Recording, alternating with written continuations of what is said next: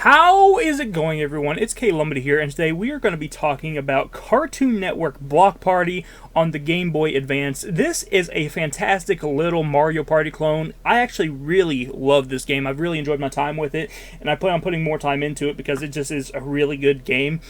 If you like board game style games, if you like Mario Party style video games, you need to check out Cartoon Network Block Party. I honestly believe that this is a hidden gem on the system. I've never really heard anyone talk about it. I just kind of happened across it scrolling online one day. I was just like, oh, that looks cool, and kind of like did a blind buy on it just based off the screenshots I saw, and I'm so glad I did. It is so much fun. You have a couple different modes in this. You obviously have the single play mode where you can just pick whichever game board you want and hop right in, or you can do tournament mode, and tournament mode takes you through the 4 board games that are in this game just right in a row.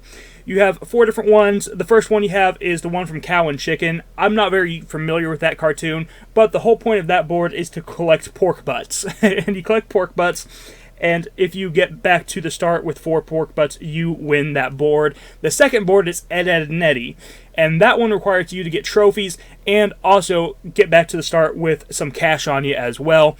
Then you have the Johnny Bravo world, which now we're getting to the stuff I'm a bit more familiar with. I know Ed, Ed, and Eddy, but I watched a lot more Johnny Bravo than I did that.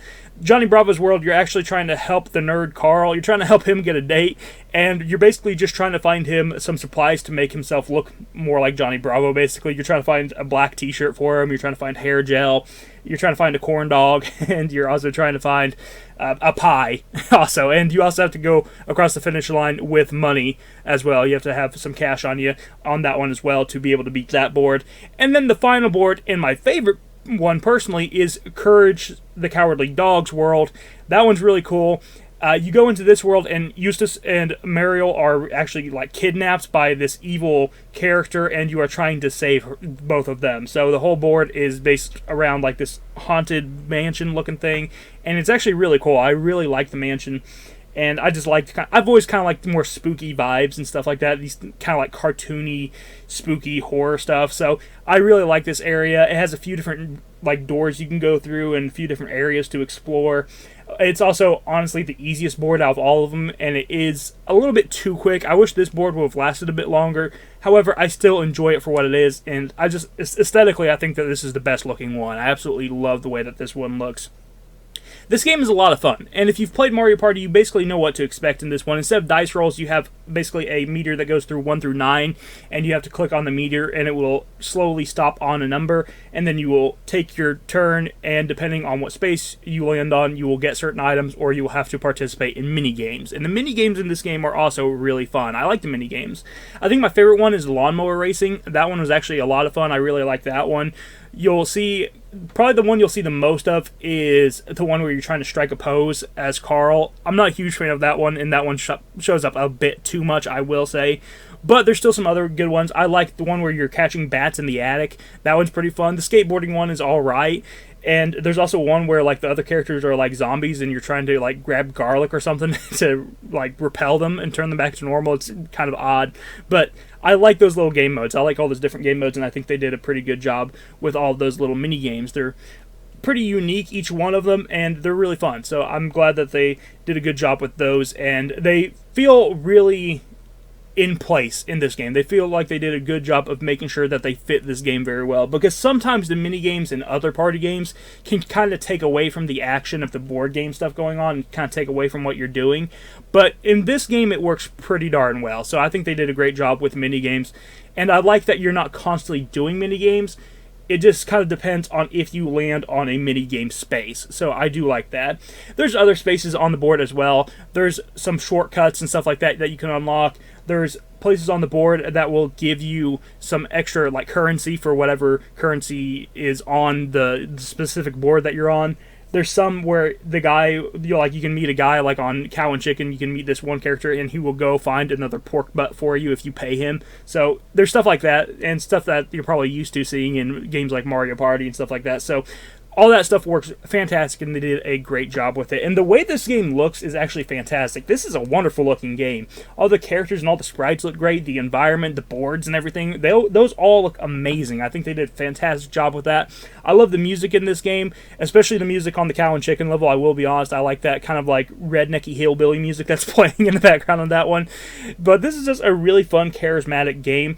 And the nice thing about playing in tournament mode is, like, you would expect it, since it's tournament mode, to have like some sort of like score tracker or something like that, or you would expect it to be like, you know, you finish let's say you win the first board and then you lose the second board, you would expect it to make you restart from the beginning, but it actually doesn't do that. In tournament mode, it literally is just basically a playlist of all 4 board games. So if you beat one board game and then you lose the next board game, it just continues straight on into the next board game. So I really like that one. You know, you beat Cow and Chicken and then you win the Ed, Edd and Eddy World board game as well.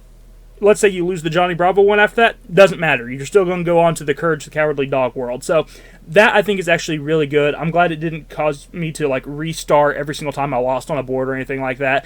That was really nice. So definitely happy that they did that instead of making you restart the entire tournament, because that would have been rough.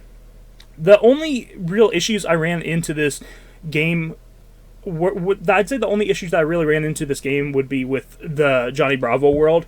There's one specific area that I got stuck on, the Johnny Bravo world, where the character, I had the computer character Cal playing, and he got stuck on a section of the board that kept sending him back to the same roll over and over again.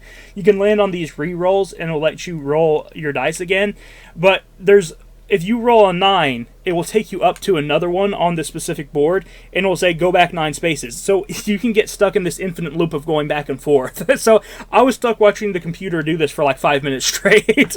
So that would be like the one big negative on this game. Like, that probably shouldn't happen. And to be fair, out of the many hours I put into this game, that didn't happen very often. But when it does happen, it isn't very fun. So I think that, for the most part, whenever I played through the tournament, it took anywhere between an hour and 2 hours each time I played through it. So it definitely takes a long time to get through the tournament. However, once you get used to the actual boards and everything, you can find out which one takes which one's the quickest for you, and you can just play your specific favorite board instead. And if you are like in a hurry or on the go or anything like that, these video games always take up a lot of time, so it's best to find out which board is the shortest and play on that board if you are kind of in a rush. But this is a fantastic game. I can't recommend it enough. I love this game. I love being able to play as Courage. I love being able to play as Johnny Bravo. I love being able to play as Ed from Ed, Edd and Eddy. You also have Sarah from Ed, Edd and Eddy. You have Cow that you can play as. You have just a really fun cast of characters here, and this is just a really fun game that I think anyone who has a Game Boy Advance should pick up eventually if they are a fan of party games. This is fantastic, and I highly recommend it. It's great. So go check out Cartoon Network Block Party. It's a really fun time, and I think you're going to enjoy it. And of course, if you do like just the mini games on these, you can jump right into the mini games and skip the board games. However, me personally, I like the board games. I've always been, a bigger fan of the board game side of things, and I think they did a really good job integrating the mini games into the board games on this one. So go check out this game. It's a lot of fun. You definitely should have this in your collection. So I'll talk to you in the next video. You guys have a wonderful day. Bye-bye.